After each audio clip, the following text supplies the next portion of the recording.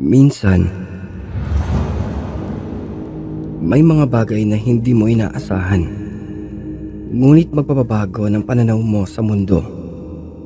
Isa na rito ang karanasan namin tungkol sa anak ko at sa isang kaibigan niya na nagpabago ng maraming bagay sa aming buhay. Isang araw, umuwi ang anak ko mula sa eskwela na may kasama. Isang batang tahimik, hindi gaanong kapansin-pansin, ngunit magaan ang kanyang dating. Hindi niya daw kaklase ang bata, kundi isang kaeskwela lamang, na nagulat pa ako sa masiglang pakikipag-usap ng anak ko sa kanya dahil karaniwan ay mahiyain naman ang anak ko.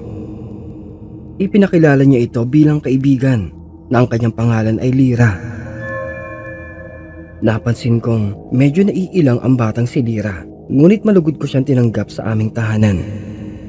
Napakaamo ng mukha niya, ngunit may kakaibang lungkot sa mga mata niya na hindi ko maintindihan. Nang sumunod na linggo, muli siyang dinala ng anak ko sa aming bahay. Eksakto, naroon ang tiyahin ko. Napansin ko ang masamang tingin nito kay Lira. Isang tingin na nagpasimangot sa akin. Na pagkaalis ng batang si Lira, masinsinang kinausap ako ng aking tiyahin. Na ika niya, kilala ko ba daw ang batang iyon? Na nakangiti lamang akong umiling, pero napawi ito nang sabihin niya na anak ito ng isang pamilyang pinaghihinalaang mga aswang sa may kabilang baryo. Na hanggat maaga, dapat na itong layuan ng aking anak. Napatigil ako. Kilala sa aming lugar ang mga kwento patungkol sa mga aswang. Ngunit, hindi ko pinaniniwalaan ang mga ganito. Kaya kako sa kanya ay kung nakakasigurado ba siya o dili kaya ito ay isang chismis lamang. Ngunit, iginiit niya ang mga narinig niya mula sa kwento ng iba. Sa huli, binaliwala ko na lamang ang lahat ng mga ito dahil wala naman akong nakikitang masama sa bata. Pero sa kabila nito, nagsimula akong maging mapagmatiyag na isang araw. Bigla na lamang nagkasakit ang anak ko. Isang lagnat na hindi bumababa at tila mas lumalala pa habang lumilipas ang mga araw. Hindi ko maiwasang isipin ang sinabi ng tiyahin ko. Totoo kaya? May kinalaman kaya ang pakikipagkaibigan ng anak ko sa batang si Lira na pinaghihinalaang ding may lahing aswang? Sinubukan kong kausapin ang anak ko tungkol dito, pero nagulat ako sa sinabi niya. Naika niya, alam na daw nito ang mga sinasabi ng iba. Pero wala itong pakialam dahil mabuting bata ang kaibigan nitong si Lira at wala siyang ginagawang masama. Ang mas ikinagulat ko pa ay ilang beses na pala siyang nakikipaglaro at bumibisita sa bahay mismo ng batang si Lira. Ibinida pa ng anak ko sa akin na napakasarap daw magluto ang nanay nito. Palagi siyang espesyal na ipinaghahain ng anuman nais niyang kainin. Dito ay nakadama ako ng pangangamba. Hindi ko alam kung papaano sasagutin o ang mga nais kong sabihin sa aking anak, na hindi ko tuloy maiwasang maalala ang tungkol sa aking asawa noong nililigawan pa lamang niya ako. Na noon din ay ito'y pinagbibintangan ang kanilang pamilya na may lahing aswang. Na dito ay napatawa na lamang ako ng bahagya, pero ang kaba sa aking dibdib ay hindi nawawala.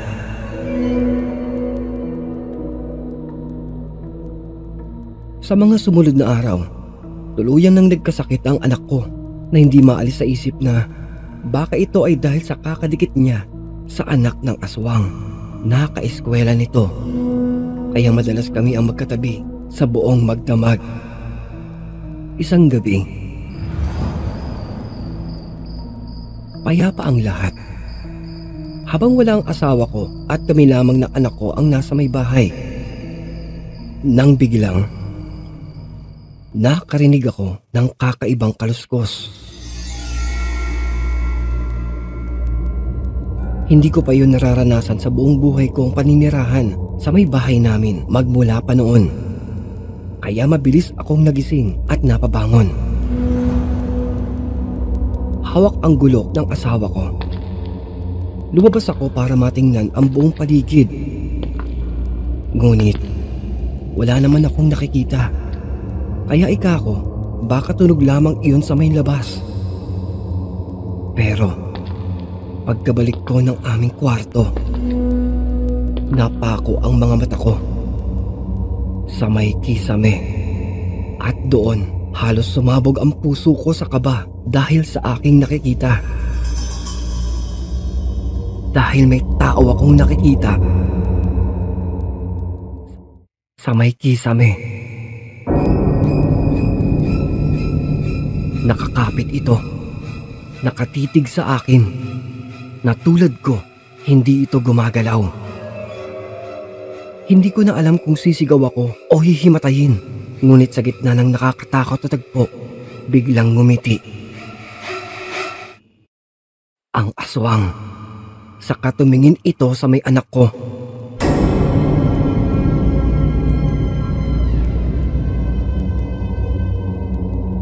Dahan-dahan, marahan itong bumaba sa may sahig na tila maingat at walang balak manakit. Pero halos pawalan ako ng malay nang haplusin ng aswang ang noo ng anak ko.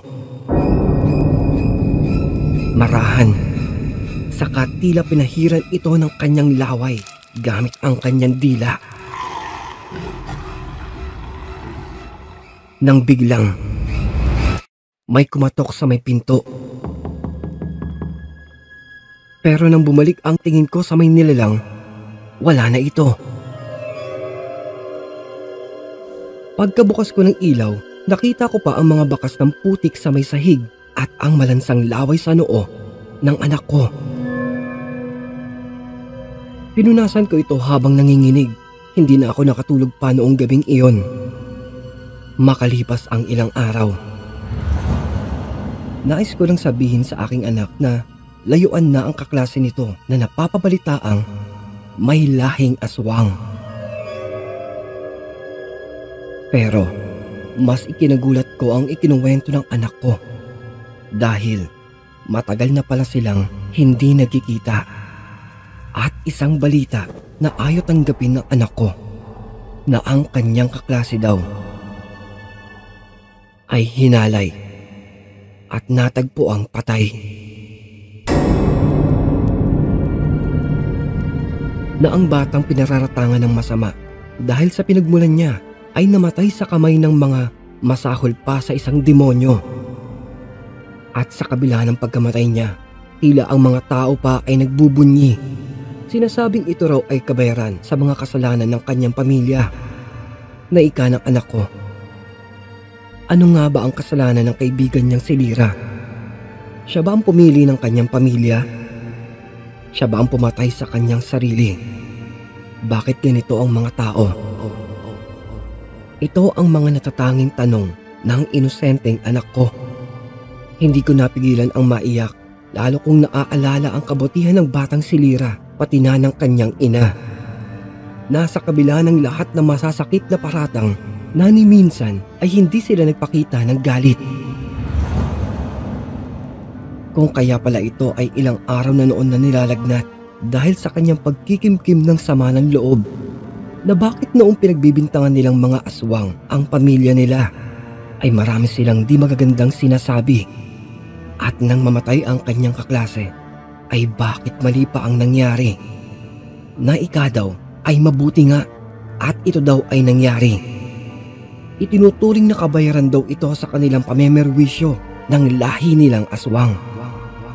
Pero ika ng anak ko, ano ba daw ang kinalaman ng mabait niyang kaibigan at papaano ito ay kanya pa rin naging kasalanan? Hinalay ito at pinatay. Saan nga ba sa kwentong ito siya naging masama? Na dito, mas nangamba ako sa natanggap na balita na hindi ko maiwasan din ang maiyak dahil naaalala ko ang mabuting batang kaibigan nitong si Lira, pati na ang kanyang ina. Nainusisa ako ng aking anak kung ano nga ba ang dahilan bakit nga pala nitong nasabing Layuan na ang kanyang kaeskwela. Na dito ay hindi na ako naglihim pa. Na parang nakonsensya pa nga ako nang sabihin ng anak ko sa akin na sana daw siya ay aking ginising para naman daw ang anak ko ay makapagmano sa nanay ng kaibigan nito. Sapagkat tunay daw na napakabait ng ina ng kanyang kaibigan. Nausisa pa sa akin ng aking anak kung ano pa ba daw ang ginawa nito na parang hindi ito nakakadama ng takot. Kung kaya ay napailing na lamang ako. Isang araw, habang ako ay nasa may pamilihan,